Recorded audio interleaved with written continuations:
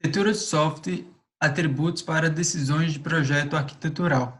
Bom, no desenvolvimento de qualquer arquitetura de software, você precisa tomar decisões para desenvolver o seu projeto arquitetural, justamente para evitar problemas futuros. E você tem um longo processo para conseguir atingir esse ponto.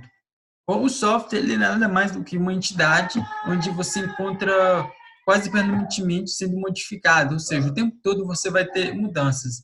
E essas mudanças, né, elas vão ocorrer por quê? Você desenvolveu um software e naturalmente você vai ter os bugs lá, e aí você precisa ao tempo, né, vai ter uma recorrência aí de bugs e você vai ter que trabalhar para poder consertar esses problemas, né, ajudar o seu sistema.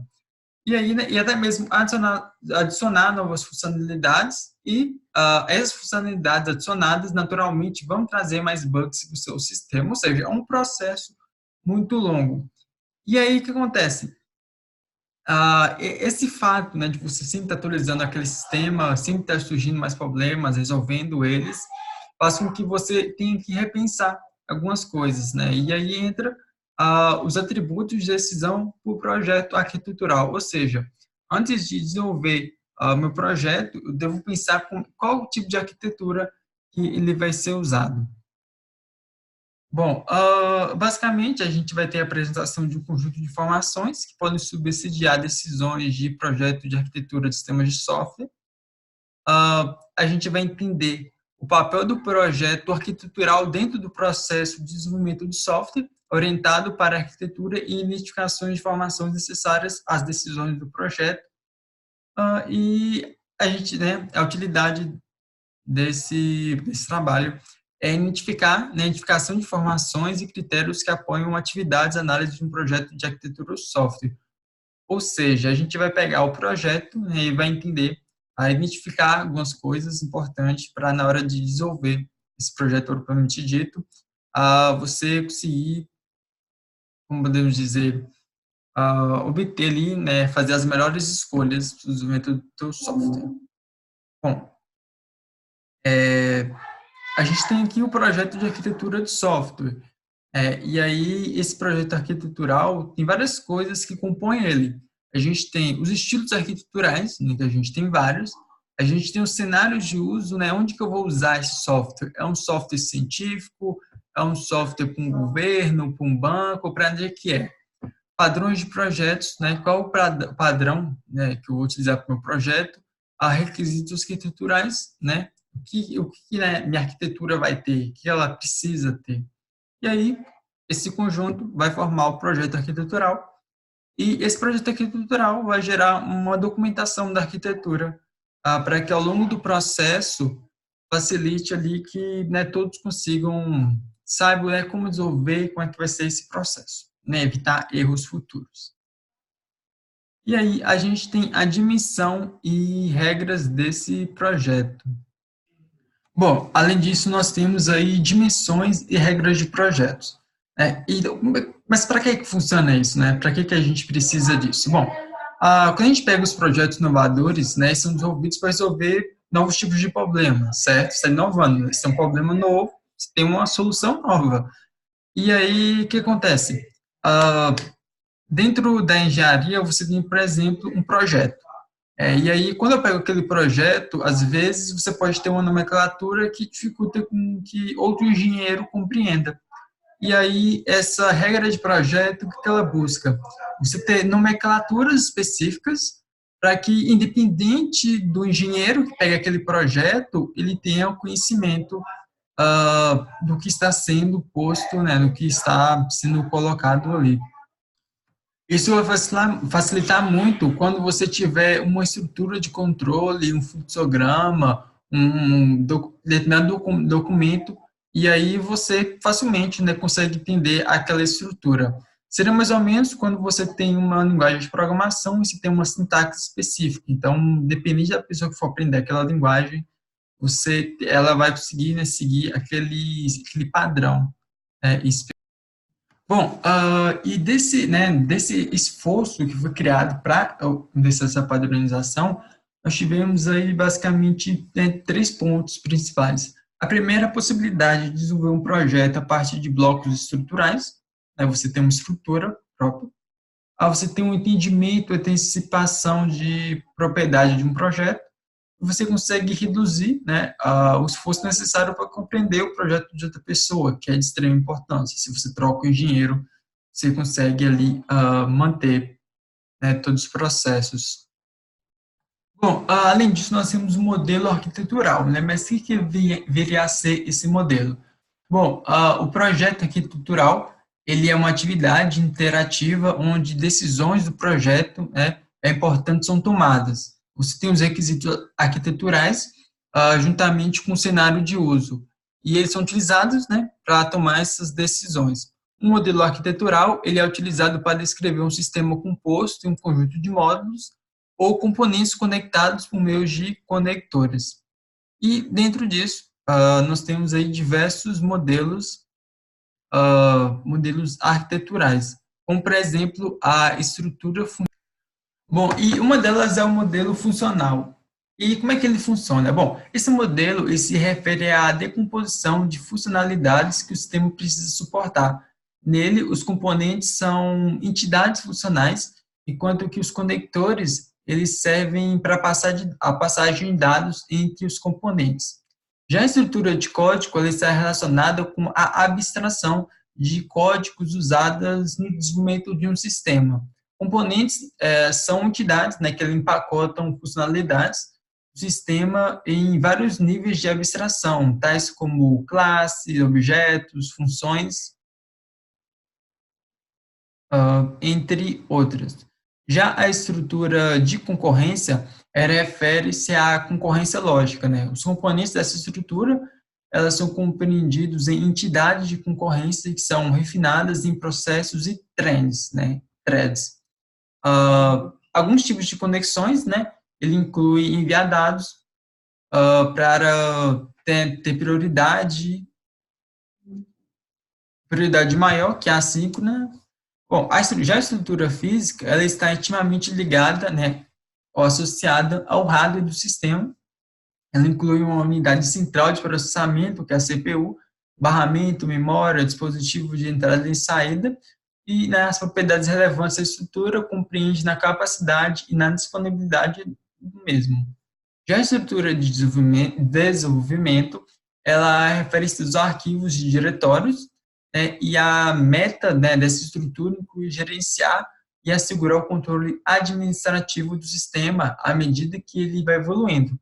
E isso envolve um gerenciamento de configuração e divisão de tarefa entre, né, os membros daquele grupo. Bom, além disso, a gente tem as dimensões funcionais e arquiteturais. As dimensões funcionais e arquiteturais de um sistema basicamente descreve requisitos associados à funcionalidade e à organização desse sistema, que compreende um conjunto de solução de um projeto. A dimensão ela pode ser vista como alternativa à opção de um projeto, como uma alternativa ou opção de projeto. Assim, cada dimensão, né, aliás, vai descrever uma alternativa ou uma decisão de um projeto para aquele sistema. Bom, além disso, a gente tem dimensões funcionais e sistemas interativos. Essas dimensões funcionais, elas vão basicamente identificar requisitos, né, do sistema interativo que mais afetam a organização daquele sistema. Ou seja, ela vai identificar aquelas especificações que precedem o projeto arquitetural desse sistema. As dimensões podem ser divididas basicamente em três categorias. A gente tem requisitos externos, comportamento da interface e considerações práticas. Dentro dos requisitos externos, você ela vai basicamente englobar requisitos de explicações, de usuário, dispositivos de entrada, saída, bem como requisitos impostos ao sistema, ou seja, é um requisito externo. Já o comportamento de interface, ele vai incluir decisões de comportamento da interface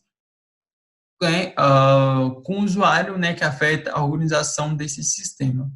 Já as considerações práticas, né, aliás, ela vai estar englobada nela as considerações de custo de desenvolvimento, bem como o nível, né, da adaptabilidade do sistema e vai ficar enquadrado nessa parte. Bom, agora analisando um pouco mais de perto cada um desses requisitos. A gente tem aqui o requisito externo. Bom, um exemplo, né, do requisito externo é o tratamento de eventos externos. Em outras palavras, essa dimensão se aplica, né? Essa aplicação necessita responder a eventos externos, né, definidos como evento que não se originam na interface, né, com o usuário. Desse modo, no conjunto de soluções do projeto, existem basicamente três alternativas. Sem eventos externos, a aplicação ela não é afetada por eventos externos ou em função de execução de comandos específicos dos usuários, né, desse sistema. A gente tem o processar eventos enquanto aguarda a entrada. Você tem a aplicação, né, e ela vai tratar eventos externos. Mas, nesse caso, o requisito de tempo de resposta não são tão severos no modo de interromper a execução de comandos desse usuário. E a gente tem uma terceira alternativa, que é o evento externo interrompe comandos de usuários. Você tem basicamente atendimento a eventos externos e eles têm uma prioridade maior do que a execução dos comandos desses usuários, no qual ela é interrompida quando algum evento externo ocorre. Esse requisito é comum de ser encontrado, por exemplo, em um sistema que atua em tempo real. Já na interface da aplicação, a gente tem ali o programa monolítico, é o famoso monolítico. Bom, então, mas como é que ele funciona, né? Bom, essa é uma solução, né, e ela é adequada para sistemas pequenos e onde a aplicação tem o maior controle sobre componentes de interface com o usuário e dispõe de pouca capacidade desse processamento. Essa opção não deve ser selecionada se há estritos de requisito de flexibilidade, né? Ou seja, você tem um sistema que tem que ser muito flexível, né? Até mesmo, porque não, escalável, e não seria interessante você utilizar um monolítico. Então, assim, esse tipo de interface, ela resolve, né, um problema básico. Além disso, a gente tem o token. Bom, esse toolkit ele é recomendado quando o nível, né, moderado de flexibilidade é desejado. Ou seja, eu preciso de um sistema um pouco mais flexível, né? Não necessariamente muito flexível, mas um pouco mais. Bom, essa solução, né, ela vai oferecer a questão de economia, quando você estiver desenvolvendo aquele sistema. O sistema é um pouco mais flexível do que o monolítico, e o toolkit, né, pode ser desconsiderado quando necessário. Ele também exige a meta de um estilo de interação de interface com o usuário padronizado, né, seja implementado.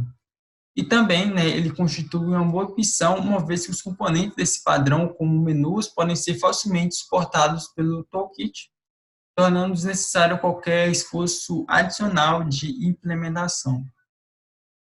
Bom, a gente também tem um gerente de interação.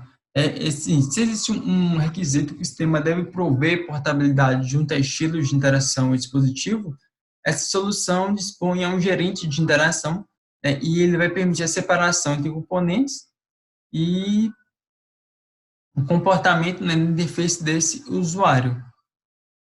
Bom, dentro ainda da interface de aplicação, a gente tem o dispositivo abstrato. Esse Se o sistema ele tem um requisito que deve prover portabilidade de integração, bom, por exemplo, você tem um sistema, né? E se esse sistema tiver de prover uma portabilidade junto em estilo de interação da interface com o usuário, essa não é uma solução tão boa. O dispositivo abstrato, ele é uma solução recomendada quando a portabilidade da aplicação desejada junta uma pequena quantidade de dispositivos. Bom, o dispositivo ideal, né? Bom, nessa opção, todas as questões de variabilidade de dispositivo são ocultadas do software no nível acima do drive de dispositivo. Dessa forma, há um suporte à portabilidade dessa aplicação. Nos dispositivos parametrizados, né, essa solução acomoda uma grande quantidade de dispositivos de entrada e saída, e vai possibilitar, né, a modificação no comportamento da interface com o usuário junto a esse dispositivo. Uma desvantagem, né, do sistema parametrizado é que parte do código independente de dispositivo precisa fazer análises complexas a fim de atender um espectro maior de dispositivos. Essa análise pode requerer uma significativa capacidade de processamento. Bom, já os dispositivos com operações variáveis, a gente tem também, né, os dispositivos com operações variáveis, e essa operação de dispositivos, né, elas são selecionadas num nível elevado de abstração para permitir que o driver do dispositivo, por exemplo, tenha liberdade de escolha. E, né, nesse caso, né, quando você tem essa necessidade que o drive tenha essa liberdade, ela é uma boa escolha. Nesse caso, apenas mudanças locais no comportamento da interface com o usuário podem ser suportadas a nível de drive e dispositivos. Bom, além disso, a gente tem aí a comunicação, a sincronização e o fluxo de controle. Bom, o foco dessa sessão ela está em questões que vão englobar mecanismos de comunicação e fluxo de controle. Dessa forma, o interesse sobre as relações de controle existentes entre os componentes do sistema e a maneira como ocorre essa sincronização na sequência de eventos. A gente tem basicamente três grupos aqui dentro da parte de comunicação. A gente tem a comunicação através de um estado compartilhado. A comunicação entre os componentes ela pode depender do estado compartilhado ou de um evento. E nela, a comunicação através de variáveis de estado compartilhadas é muito diferente porque o recebedor desse evento, né, que está recebendo essa informação, ela não precisa usar aquela informação naquela mesma hora. Né? Então, eu posso necessitar aquela informação daqui uma hora, daqui meia hora, não exatamente naquele momento. Não é como, por exemplo, um banco, se você precisa de uma requisição em tempo real. Bom, já a comunicação baseada em eventos, ela requer, né, a passagem de eventos entre diversos componentes, né, ou entre componentes. Bom, essa comunicação ela vai utilizar um trend de controle e nela você tem duas alternativas. Você pode ter a chamada direta de procedimento, a chamada indireta de procedimento. As chamadas diretas, elas oferecem uma separação desejável entre os componentes. Por exemplo, né, no caso de uma linguagem de programação, suporte de chamadas indiretas. E a solução é mais apropriada, vista que ela, né, tem um tempo de execução bem menor. E nós temos o mecanismo de fluxo de controle. Ele refere-se ao trend de controle, né, e dessas formas de oferecer a anotação do trend de controle, você tem o processo leve, tratadores de evento, rotinas de serviço sem interrupção. As primeiras formas, né, o processo livre, tratadores de eventos, são mais comuns e esses processos podem ser utilizados em ambientes de rede onde podem ser úteis colocar processos em máquinas distintas, por exemplo. Bom, além disso, a gente tem um fluxo de controle e sincronização.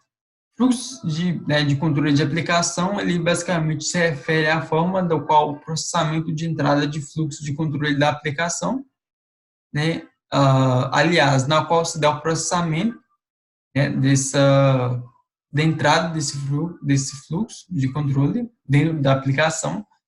E esse tem basicamente dois tipos, né? Você tem um ponto de entrada único, onde o sistema ele possui um laço de eventos que vai constituir um único ponto no qual qualquer entrada de usuário é aceita.